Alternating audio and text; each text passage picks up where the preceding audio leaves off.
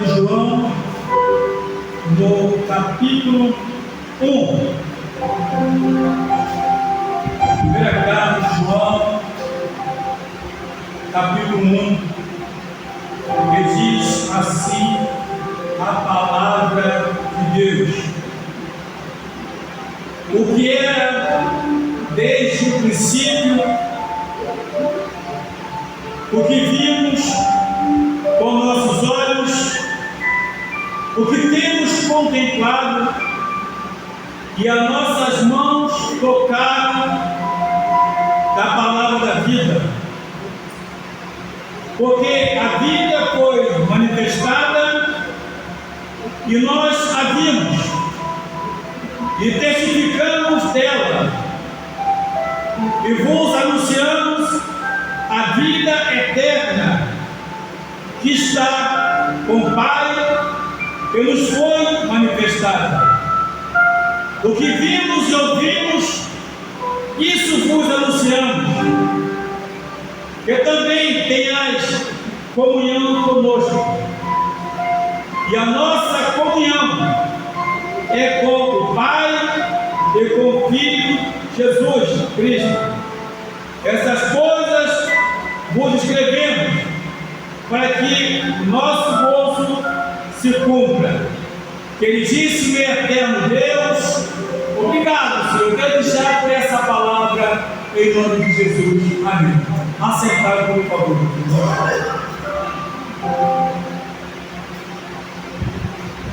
Quando Jesus esteve com seus discípulos na Galileia, em Atos, no capítulo 1, ele determinou que eles deveriam testemunhar acerca dele. Como está escrito em Atos 8, e recebereis poder ao descer sobre vós o Espírito Santo, e sereis testemunha tanto em Jerusalém, a Judeia, Samaria e até os confins da terra. O que é, na verdade, irmãos, testemunhar acerca de Jesus?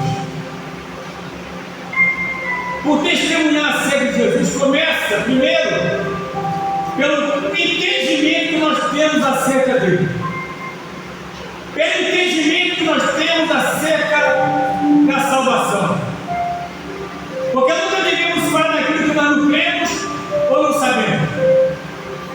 Então esse é o ponto, a gente testemunhar daquilo que nós sabemos e cremos e que tivemos uma experiência com ele. De antemão, para dizer que também não é proibido ninguém escrever um testemunho do que Deus fez na vida dele ou na vida dela, como Deus agiu. Tudo isso é muito bom porque testifica acerca de Deus e o poder dele de operar na vida das pessoas e libertar as pessoas. Mas testemunhar acerca da nossa vida não é propriamente o Evangelho, porque o Evangelho significa boas novas, as boas novas de salvação. E é evidente que, por mais que Deus tenha nos tirado de algo terrível, não é o suficiente para que o Espírito Santo convença o pecador dos seus pecados. E aqui nós temos nosso amado apóstolo João, que andou com Jesus, conviveu com Jesus. Então ele tinha autoridade para falar, ele estava condicionado a falar acerca disso. E nós, como igreja, irmãos, temos que entender isso também. Todas as pregações, todas as mensagens, elas são bem-vindas diante de Deus. Mas não há maior pregação, não há menor mensagem em que Jesus seja o centro da mesma, pois a Ele toda honra e toda glória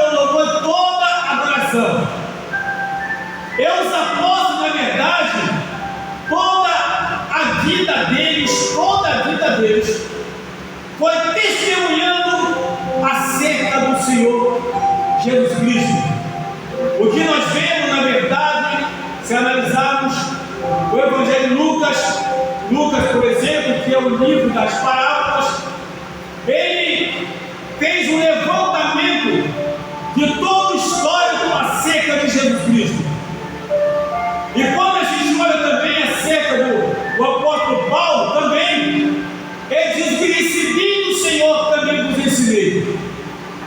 Então tudo isso tinha como centro o Senhor Jesus Cristo. E aqui diz João para os seus ouvintes. Mas que é isso, irmão? Porque na realidade existem muitos livros, livros bons de passagem, em que o autor fala sobre a vida dele, ele faz uma revelação que Deus ordenou acerca da palavra. Mas aqui, na verdade, esse livro aqui, a qual estamos lendo, essa carta que estamos lendo, ela fala estritamente acerca do autor da vida. Não fala de João, não fala de qualquer outra história.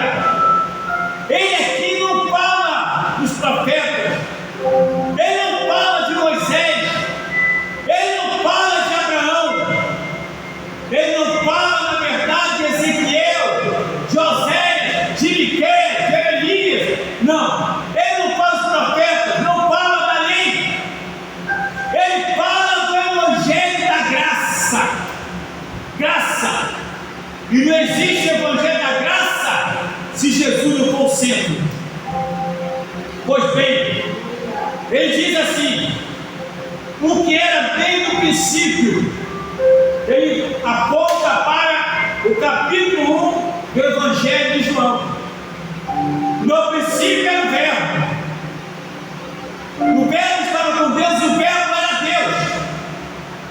Apenas ele fala sobre o que era desde o princípio, o que vimos com nossos olhos, ou seja, nós andamos, nós vivemos, convivemos com ele. Você só pode falar acerca de alguém quando você convive com aquela pessoa, quando você conhece, você convive, você tem o dia a dia daquela pessoa. E ele tinha toda a autoridade para falar, porque quando diz o que vimos com nossos olhos, ele, quando fala o que vimos, não fala só dele.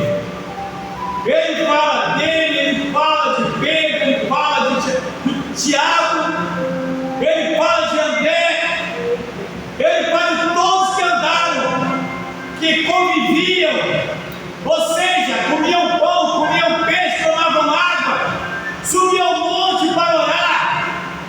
Então tinha aquele, principalmente João, na verdade, era aquele discípulo que Jesus amava. Ele fala que viu com nossos olhos o que temos contemplado. O que temos contemplado, olha só, ele pega o passado e junta com o presente, a qual dizendo que vive na presença dele. A igreja precisa entender isso, porque da mesma forma como João está aqui, é o que a gente está aqui hoje, e Jesus observando e vendo tudo isso. Ele aqui, na verdade, está no nosso meio, contemplando cada vida, contemplando cada palavra, e analisando, na verdade, o que falam acerca dele, ou estão falando acerca dele. Esse é o primeiro passo. O segundo é: será que eu sinto verdadeiramente a presença de Jesus na minha vida através do Espírito Santo? Pois bem, quando ele fala contemplado, e as nossas mãos tocaram a palavra da vida, ele está vivendo o que ele viveu. Os irmãos conhecem e sabem muito bem Se você abrir no YouTube, nas redes sociais, e você vai ver sempre alguém contando o testemunho de alguém. Ele ouve na verdade o testemunho daquele alguém, ele vai contar o testemunho, mas ele não viveu, não viu a história, não acompanhou a pessoa a qual fazia parte daquele testemunho. Ele conta porque ouviu falar, ele conta porque me disseram, ele conta porque ele nunca diz, eu estou falando porque eu convivi com a pessoa, eu estou falando que eu conheci a família da pessoa, convivi com aquela pessoa. Ele não faz isso, é o contrário. Se que você quer testemunhar de alguém, você precisa conhecer, você precisa tecer um grau de amizade, você precisa conviver com aquela pessoa, para você falar acerca daquela pessoa. É isso que diz: receberei poder ao descer sobre vós do Espírito Santo, e serei testemunha tanto em Jerusalém como na Judéia, Samaria e até os confins da terra. Ou seja, vocês conviveram comigo, estão comigo, e é acerca de tudo isso que eu estou falando, que eu estou ensinando, é acerca do que eu estou fazendo, é que vocês vão testemunhar. Mas entenda bem, eu que faço, não é vocês que fazem. Mateus, por exemplo, que é o mesmo Levi, ele também, em Lucas capítulo 5, quando Jesus já passando pela coletoria, ele era cobrador de impostos, e Jesus falou com ele: segue-me. Ele deixou tudo aquilo para poder seguir Jesus Cristo, deixou tudo. E esse mesmo Mateus, conforme está na palavra de Deus, Mateus capítulo 28, no verso 19, e que diz: ide fazer discípulos em todas as nações, batizando-os em nome do Pai, do Filho e do Espírito Santo. Aí ele diz: e ensinamos a observar o que vos tenho mandado. Ou seja, vocês não vão falar acerca de vocês. Vocês vão falar acerca de mim, porque eu sou a verdade e a vida, eu sou a palavra da vida. E quando ele fala, ensinando a observar o que vos tenho mandado, ele fala: vocês vão falar acerca de mim. Isso é evangelho puro, isso é evangelho puro e firme e constante. E João aqui também, da mesma forma, ele diz na palavra de Deus que tocaram na palavra da vida. O que é tocar? É pegar na mão, é tocar aqui. Quem tiver esse privilégio? Ele está falando de alguém que ele conhecia, alguém que ele convivia, alguém que havia tido experiência. Inclusive, ele teve algumas experiências que não foram fáceis, mas não largou o Evangelho. Em Lucas capítulo 9, 51 e 56, quando Jesus mandou o discípulo para ir para Samaria, para preparar-lhe pousada, porque ele teria que passar a noite ali. E os discípulos foram e voltaram, e não, os samaritanos não concordaram, não aceitaram. Esse mesmo João falou: quer que mandemos descer fogo do céu para que consuma todos? E Jesus falou para ele: quando sabia que espírito sois, eu não vim para destruir, eu vim para salvar.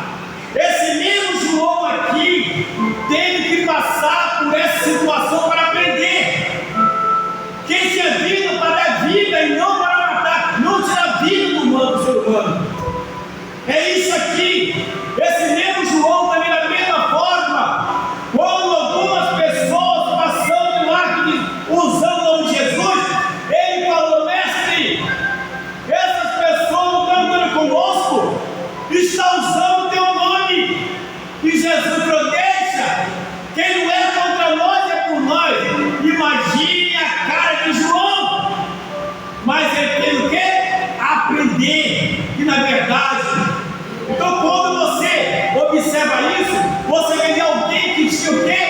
experiência, eles tinham intimidade. E outra coisa é certa: quanto mais intimidade, melhor para se falar a verdade. A boa intimidade leva a isso, a ser sincero com as pessoas. Então, quanto mais intimidade, melhor para se falar a verdade. E como eles eram íntimos de Jesus, Jesus se sentia vontade de falar a verdade para eles, a verdade que precisavam ouvir. Isso significa o quê? Evangelho. Isso é Evangelho.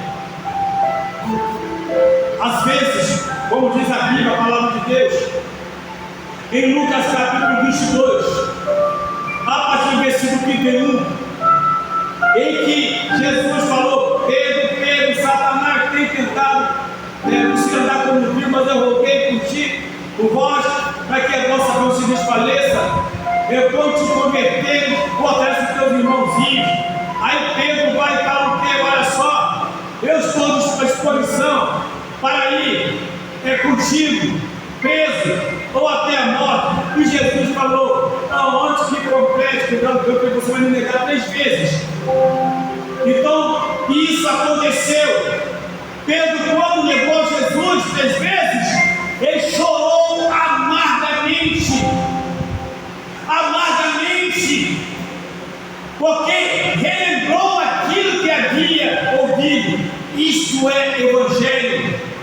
Até mesmo Judas, que traiu Jesus, quando ele viu que ele havia feito, ele então começou a chorar amargamente e se suicidou, porque sabia que Jesus era justo e não merecia aquilo que ele fez. Então aqui na verdade são pessoas que conviveram, pessoas que tiveram experiência. Hoje, por exemplo, aleluia, nós convivemos com o Senhor Jesus através da pessoa do Espírito Santo. Essa intimidade mostra na verdade, aleluia, que devemos sempre ser repreendidos, ser chamado a atenção quando alguma coisa sai dos livros de Deus. E eu tenho que entender isso. Isso é Evangelho. E ele continua dizendo, segundo a palavra de Deus, que porque a vida foi manifestada e nós a vimos e testificamos dela, e vos anunciamos a vida eterna que estava com o Pai e nos foi manifestada. O Evangelho, segundo aqui ele passa, o Evangelho que eu passo para vocês nessa carta, não é eu não salvo, eu não liberto. Quem salva é Ele, quem liberta é Ele. E a palavra qual nós deixamos para vocês é acerca dele, é o poder dele.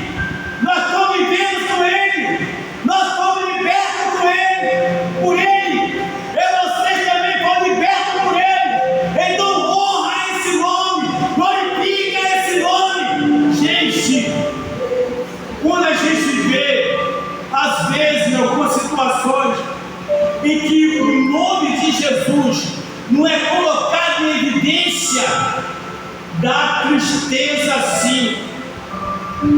Evangelho só existe um, do Senhor Jesus Cristo.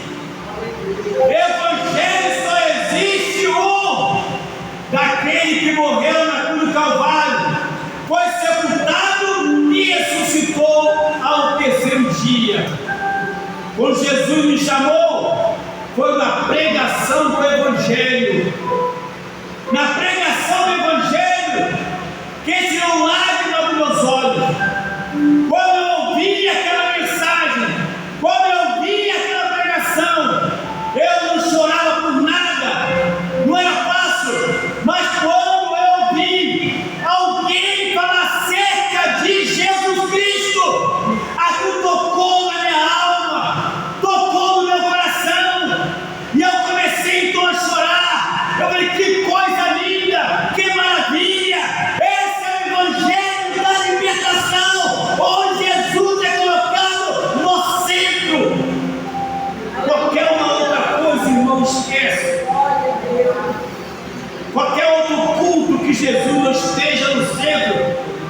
não é para adorar Ele, não é para glorificar Ele. Não existe invenção, não adianta queremos inventar culto. O verdadeiro culto, na verdade, ele está baseado primeiro na palavra cristocêntrica, depois no perfeito louvor ao Senhor, como está em João capítulo 4, que Deus está procurando um verdadeiro adorador que o adore em espírito e verdade. Isso sim é evangelho. Isso sim é evangelho. E mais, o que vimos ouvimos, isso vos anunciamos. Meu Deus. Foram 3 anos e mais alguns dias, ouvindo acerca da libertação, acerca da salvação, ouvindo acerca de Deus. É isso. Ou seja, Jesus fez muitos milagres. Fez.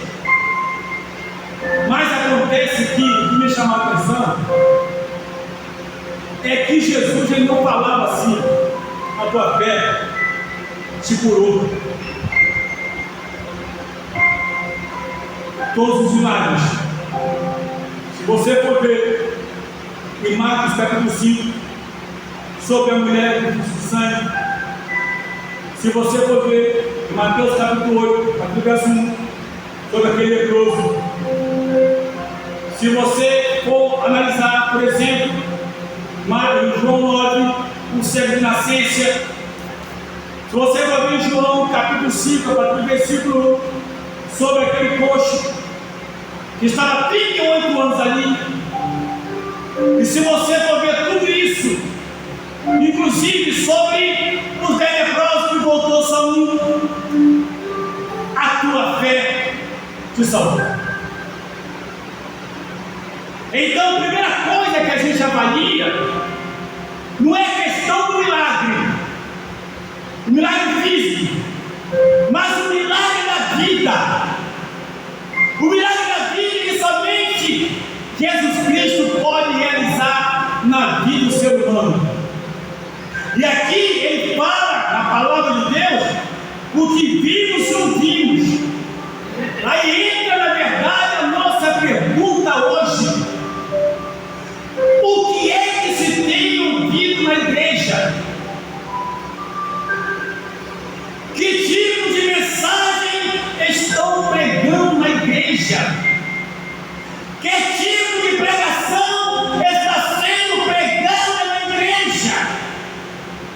Ou que tipo de hino que tem sido cantado para adorar a Deus? O que vimos e ouvimos, nós vimos, tivemos experiência. Foi Ele que falou conosco. Mas hoje, o Senhor fala comigo, fala conosco, através da tua santa, poderosa e gloriosa palavra. Mas muitos hoje não querem mais ler a Bíblia. Mas quando pega a Bíblia e começa a ler, começa a meditar, Jesus está falando. Jesus falou com eles enquanto estava na terra, tete a tete. Hoje ele fala conosco através da sua palavra, porque foi dito em João 14, 26, em que o Senhor Jesus Cristo falou com seus discípulos, o Espírito Santo que o Pai enviará em meu nome, este vos ensinará todas as coisas e vos fará lembrar que eu vos tenho ensinado. Ou seja, ensinará. Quando lemos a palavra de Deus, com a intenção de aprender quem é Deus, quem é Jesus, quem é o Espírito Santo, pode ter certeza que o Espírito Santo vai ter prazer em revelar para nós, em abrir a nossa mente e para nossos corações. Lembrar, outra coisa importante aqui, além de ensinar, é lembrar exatamente. Os discípulos precisavam, não podiam esquecer todo o ensinamento que haviam recebido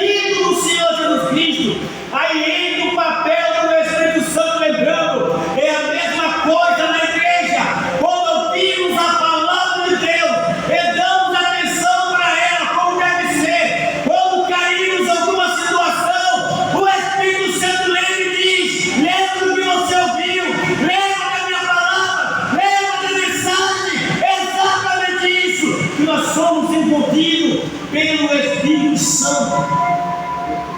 O que vimos, ouvimos, isso vos anunciamos. Ou seja, estamos pregando, falando, anunciando acerca do que nós tivemos experiência, para que também tenhas comunhão conosco, meu Deus do céu. Estamos anunciando o que vimos e ouvimos, para que vocês realmente tenham comunhão conosco. Queridos, sabe o que é que faz a igreja ter comunhão com o outro? É quando ela nos fala da palavra, e a gente então procura o quê? Obedecer a palavra. Quando se obedece a palavra, gera o quê? Comunhão. Porque é isso que o Espírito Santo faz. Ele promove comunhão entre o povo de Deus. Promove, ele faz que o povo de Deus ele preserva isso. Preserva essa comunhão. Preserva essa união. Mas tudo dirigido por quem? Pelo Espírito Santo. Porque humanamente não conseguimos fazer nada. Humanamente a gente persegue todo mundo. Humanamente a gente odeia todo mundo. Humanamente a gente persegue todo mundo. Mas espiritualmente não persegue, não odeia, não fala mal. Procura conviver. Aleluia. É isso. Ele fala para que tenha comunhão conosco. Eu estou mandando essa carta para vocês entenderem que a única forma de vocês permanecerem em comunhão conosco é entender acerca de Jesus Cristo. O que ele veio fazer? Quem é ele? É a vida, é o dom da vida. Tem o dom da vida, é tudo nele. É tudo nele. Não é pastor, não é reverendo, não é bispo, não é apóstolo, não é nada disso. A honra e a glória pertence a ele. E se ele não quiser, ninguém faz para a glória do nome de Jesus de Nazaré. E diz mais a palavra de Deus, para que também tenhas comunhão conosco. E a nossa comunhão é com o Pai. Ou seja, ele fala, a nossa comunhão é com o Pai. O que ele quer dizer? Primeiro, tenha comunhão conosco. E tendo comunhão conosco, a nossa comunhão, ou seja, a minha comunhão com a comunhão de vocês, é com ele. É com ele. Ou seja, para que eu tenha comunhão com ele, eu preciso ter comunhão aqui. Se eu não tiver comunhão aqui, eu não tenho comunhão com ele. É isso que João está explicando para os seus ouvintes. Essa palavra ecoa até hoje para nós. Até hoje, para tratar com a nossa alma, eu fazer uma revisão de conceitos. De repente, quem sabe voltar ao primeiro amor. Agora eu vou entender também.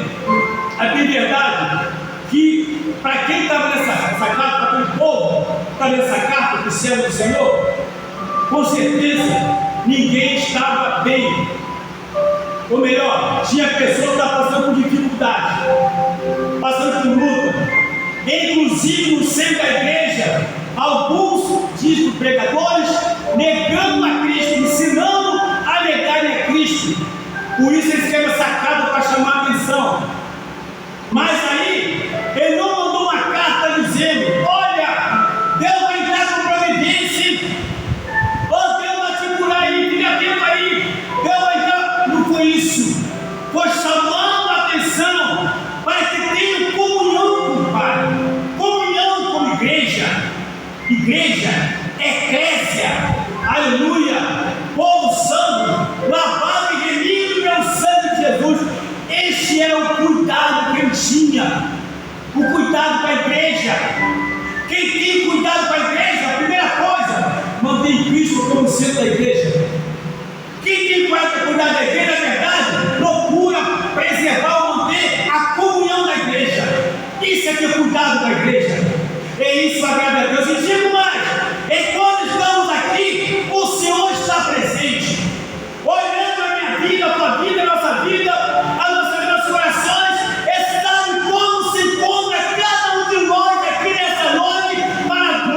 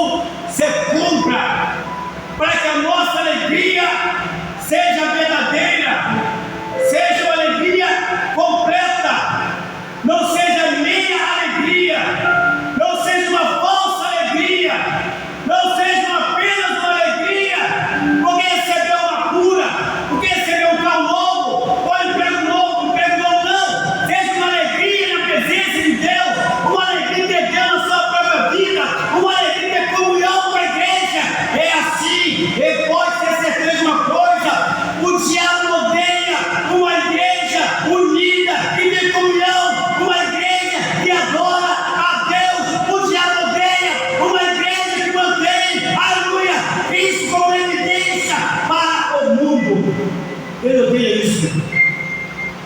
Mas tem que ser assim.